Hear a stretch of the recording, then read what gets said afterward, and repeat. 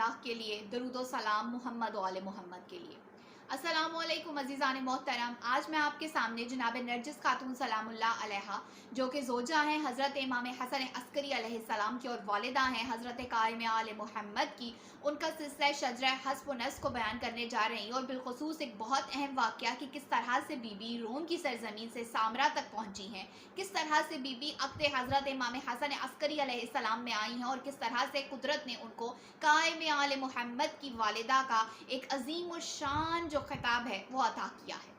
عزیزان محترم، جناب نرجس خاتون سلام اللہ علیہا کہ جن کو روایات میں ملیکہ کہہ کر بھی پکارا گیا ہے، بی بی کے اگر ہم سلسلہ شجرہ حسب و نسب کو دیکھیں تو ددحال کی جانب سے بی بی کیسر روم کی پوتی ہیں، اور ننہال کی جانب سے جناب شمعون جو کہ وسیع ہیں حضرت موسیٰ علیہ السلام کی، ان کی نواسی ہیں۔ تو گویا دونوں جانب سے جناب نرجس خاتون سلام اللہ علیہا ایک بہت اعلیٰ سلسلہ حسب و نسب رکھتی ہیں۔ جناب نرجس خاتون حضرت امام حسن عسکری علیہ السلام کے عقد میں کیسے آئیں اور روم سے سامرا تک کیسے پہنچی ہیں، اس سلسلے میں ہمیں کچھ روایات ملتی ہیں، اور اگر اس روایت کو میں آسان لفظوں میں آپ کے سامنے بیان کروں تو دو حصے ہیں۔ پہلا حصہ وہ ہے جو کہ جناب بشر بن سلیمان انصاری نے بیان کیا، اور دوسرا حصہ وہ ہے جو کہ خود جناب نرجس خاتون سلام اللہ علیہا نے بیان فرمایا ہے۔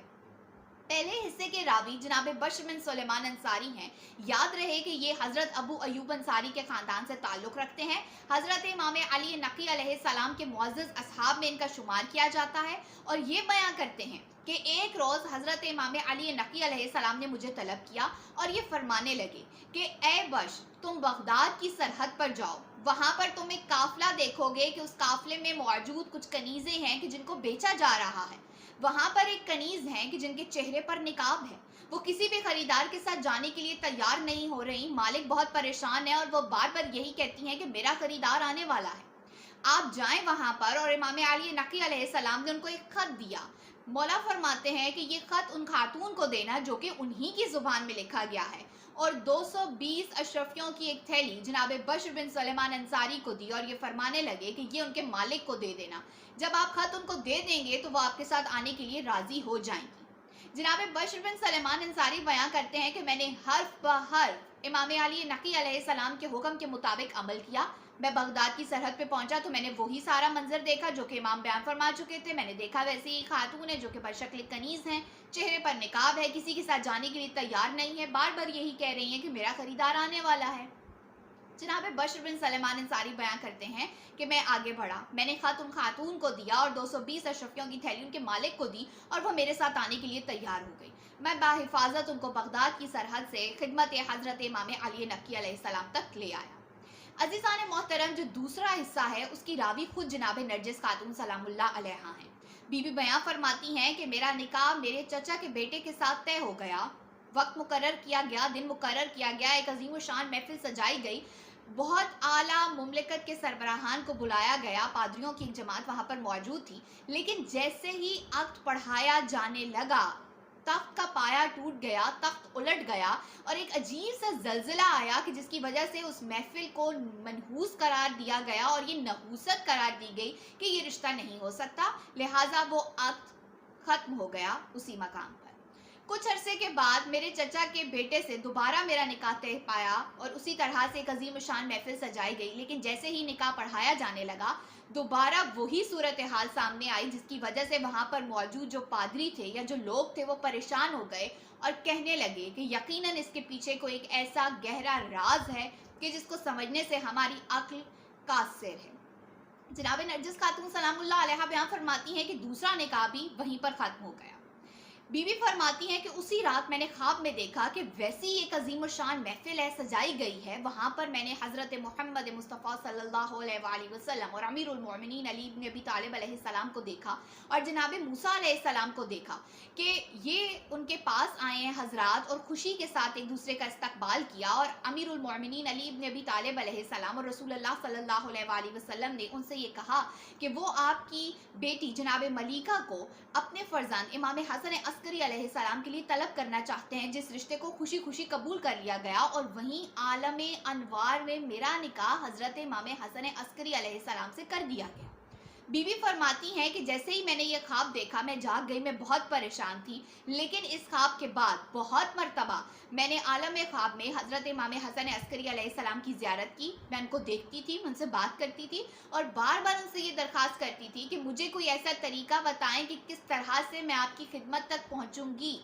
कि एक रोज़ हज़रत इमाम हसन अस्करी अलैहिस्सलाम को मैंने ख्वाब में देखा और उनसे यही दरख्वास्त की कि आखिर क्या वसीला होगा, आखिर क्या रास्ता होगा कि किस तरह से मैं आप तक पहुंच सकती हूँ। हज़रत इमाम हसन अस्करी अलैहिस्सलाम ने मुझसे कहा कि अनकरीब आपके मुल्क से एक फ़ौज जा रही है जंग के लिए, आप उसमें शामिल हो जाएं। उस फ़ौज को शिकस्त होगी, वो जंग हार जाएगी, वहाँ पर मौजूद जितनी ख्वातीन हैं उनको कैदी बना लिया जाएगा, आप भी उनमें शामिल रहना। उन ख्वातीन को कनीज़ों की तरह फ़रोख्त किया जाएगा बगदाद की सरहद पे, आप वहाँ तक आ जाएं, उसके बाद आप मुझ तक पहुँच जाएंगी। जनाब नरजिस खातून सलामुल्लाह अलैहा बयान फरमाती हैं कि मैंने हज़रत इमाम हसन अस्करी अलैहिस्सलाम के हुक्म के मुताबिक अमल किया और फिर मैं बगदाद की सरहद तक पहुंच गई। इस सिलसिले में एक और रवायत भी हमें मिलती है जो कि खुद जनाब नरजिस खातून सलामुल्लाह अलैहा की ज़ुबानी ही है। बीबी फरमाती हैं कि मैं उस ख्वाब के बाद से बहुत परेशान रहती थी कि किस तरह से मुमकिन होगा कि मैं इमाम हसन अस्करी अलैहिस्सलाम तक पहुंचूं। तो एक रात मैंने ख्वाब में जनाब मरियम सलामुल्लाह अलैहा और जनाब फातिमा ज़हरा सलामुल्लाह अलैहा को देखा और मैं उनसे रोकर दरख्वास्त करने लगी कि आखिर आपके फर्जंद तक पहुंचने का क्या रास्ता होगा। तो बीबी ने मुझसे फरमाया कि पहले आप अपनी ज़ुबान पे कलमा जारी करें। जब मैंने पढ़ लिया तो उन्होंने फरमाया बनकरीब आपको एक बिशारत मिलेगी। और उसके बाद मैंने इमाम हसन अस्करी अलैहिस्सलाम और वो जंग में जाने वाला और जंग हार जाने वाला और फौज वाला ये सारा ख्वाब देखा।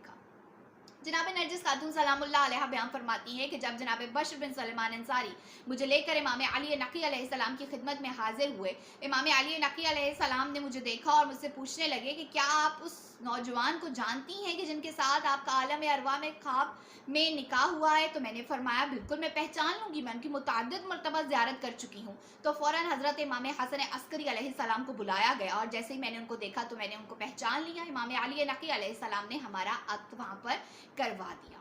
अज़ीज़ान मोहतरम, ये वाक़या जहाँ पर मोजिज़ा और करामत और कमाल फ़ज़ीलत आइमा ताहरीन अलैहिमुस्सलाम को बयां करता है, वहीं पर जनाब नरजिस खातून सलामुल्लाह अलैहा के बुलंद मकाम और मर्तबे को भी बयां करता है। यानी जनाब नरजिस खातून सलामुल्लाह अलैहा की सारी फ़ज़ीलतों में अगर मैं एक जुमले में बयां करना चाहूँ तो वो ये है कि कुदरत ने, खुदावंद आलम ने अपनी आखिरी हुज्जत के लिए जिस खातून का इंतखाब किया है वो जनाब नरजिस खातून सलामुल्लाह अलैहा हैं। बीबी कनीज़ नहीं थी, ना वो कभी कनीज़ी की हालत में रही हैं। उनका एक बहुत आला सिलसिला शजरा हस्ब व नस्ब है और बाद में जब वो इमाम हसन अस्करी अलैहिस्सलाम की खिदमत में आई हैं तो भी उनकी ज़ोजा बनकर आई हैं, उनकी कनीज़ नहीं थी। खुदावंद आलम से दुआ दरख्वास्त है कि वो हमें ये तौफीक दे कि हम मकाम और मंजिलत मोहम्मद सल्लल्लाहु अलैहि वसल्लम और आले मोहम्मद सल्लल्लाहु अलैहि वसल्लम को समझ सकें और उनकी ज़िंदगियों के मुताबिक अपनी ज़िंदगियाँ गुजार सकें, उनकी सीरत के मुताबिक अमल कर सकें और उनका जो हकीकी मकाम, मंजिलत और मर्तबा है